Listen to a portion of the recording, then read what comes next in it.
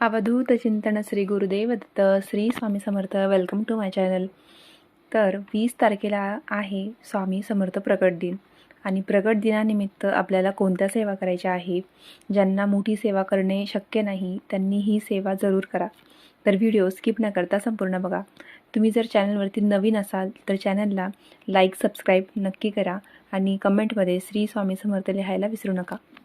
तर 20 मार्चला आहे स्वामी समर्थ प्रकट दिन आणि स्वामी समर्थ प्रकट दिन म्हटला की प्रत्येकामध्ये एक आनंदाचं वातावरण निर्माण होतं. तर ज्या स्वामी सेवेकरी आहेत, महिला असेल पुरुष असेल, तर त्यांनी स्वामी चरित्र सारामृताचे पारायणसुद्धा सुरू केलेले असतील. कोणाचे 21 दिवसांचे असेल तर कोणाचे 11 दिवसांचे, 7 दिवसांचे, 5 दिवसांचे. तर असे जे आहे तर प्रत्येक जणांनी वेगवेगळे प्रकारे पारायण केलेले असेल. तर ज्यांना ही सेवा शक्य नाही, ज्यांच्याकडून ह्या मोठ्या सेवा होत नसतील, काही जणांना वेळ नसेल, काही कारणं असतील, तर त्यांच्यासाठी आपण हा एक प्रभावशाली अध्याय जो आहे तो आपण सांगणार आहोत ह्या व्हिडिओमध्ये. असं म्हणतात की ह्या काळामध्ये जे आहे तर दत्ततत्व जास्तच आकर्षित असतं आणि आपण ह्या वेळेमध्ये छोटीशी का होईना आपण एक सेवा केली पाहिजे. तर त्या सेवेचं जे फळ आहे ते अधिक पटीने आपल्याला मिळत असतं. तर ज्यांना कोणतीही सेवा करणे शक्य नाही तर त्यांनी अखंड नाम जप जरी केला तरीही चालतो. ज्यांना मासिक धर्म जरी असेल तरीसुद्धा तुम्ही अखंड नाम जप जो आहे, स्वामी समर्थ हा मंत्र जो आहे तो तुम्ही कंटिन्यू म्हणू शकतात. आपल्या आयुष्यातल्या ज्या अडचणी आहेत तर अडचणी जर प्रत्येकालाच असतात. तर काहींना आरोग्याच्या असतात, काहींना मुलाबाळांच्या असतात, लग्नाच्या असतात, व्यवसायाच्या, नोकरीच्या, अशा ज्या अनेक समस्या आहेत. तर ह्या समस्या दूर करण्यासाठी आपल्याकडे एकच सेवा आहे, तर ती म्हणजे स्वामी सेवा, दत्त सेवा. तर याच्यातून आपल्याला एक सेवा करायची आहे. तर आपल्याला कोणतीही सेवा करणे शक्य नाही तर त्यांनी हा भव्य दिव्य ग्रंथ म्हणजे गुरुचरित्रातील हा 9वा अध्याय तुम्हाला घ्यायचा आहे. ज्यांना कोणतीही सेवा शक्य नाही आहे त्यांनी स्वामी प्रगट दिनाच्या दिवशी हा 9वा अध्याय तुम्हाला जरूर घ्यायचा आहे. किंवा मग तुम्ही याचं पारायणसुद्धा तुम्ही करू शकता 11 दिवसांचं. किंवा तुम्हाला जर वेळच नाही आहे तर तुम्ही 1 दिवस जरी घेतला स्वामी प्रगट दिनाच्या दिवशी तरीसुद्धा चालेल. गुरुचरित्रातील हा प्रभावशाली हा जो अध्याय आहे 9वा, या अध्यायाचं पठण केल्याने आपल्याला गुरूंची कृपा प्राप्त होते आणि आपल्याला असलेल्या कोणत्याही अडचणी असेल त्या दूर होतात. ह्या अध्यायाचं पठण जे आहे तर तुम्ही 1 दिवस करू शकता किंवा 5 दिवस, 7 दिवस, 11 दिवस तुम्ही इच्छापूर्तीसाठी सुद्धा तुम्ही ह्या अध्यायाचं पारायण करू शकता. तर तुम्हाला हा अध्याय जर पठण करायचा असेल तर तुम्हाला एकच ठराविक वेळ तुम्हाला ठेवायची आहे.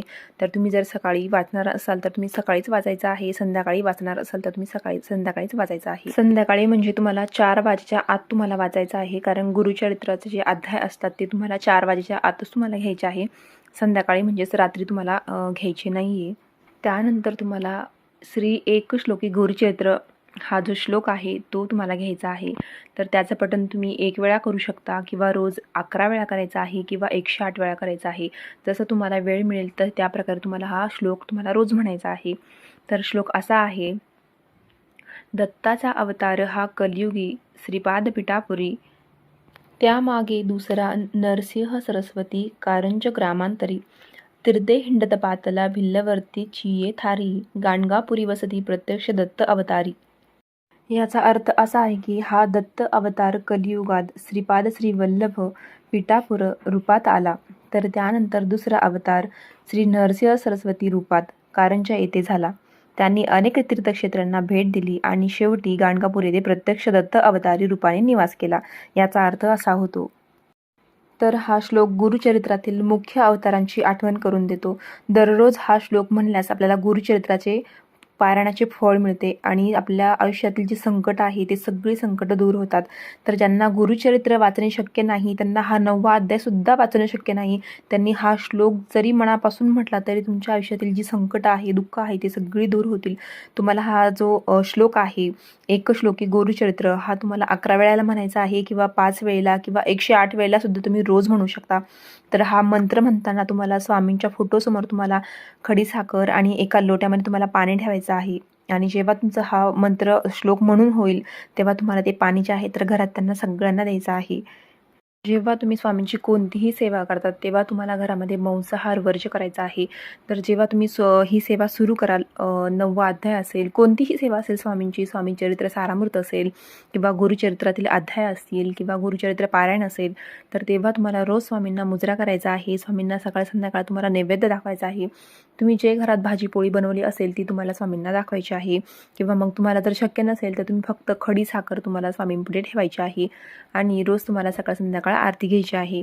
तर ह्या ज्या छोट्या छोट्या सेवा आहे, आपल्याकडून कोणतीही सेवा होत नसेल तर तुम्ही हा अध्याय जरूर पठण करा आणि हा एकश्लोकी गुरुचरित्र हा श्लोक जरूर तुम्ही रोज पठण करा. तुमची इच्छा असेल तर तुम्ही पूजा मांडणी सुद्धा तुम्ही करू शकता. तुम्ही जर संकल्पयुक्त पारायण करणार असाल तर तुम्ही पूजा मांडणी करायची आहे तुमची इच्छा असेल तर.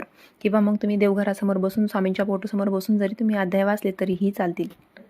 तर व्हिडिओ आवडला असेल तर लाईक सबस्क्राईब नक्की करा आणि कमेंटमध्ये श्री स्वामी समर्थ लिहायला विसरू नका. श्री स्वामी समर्थ.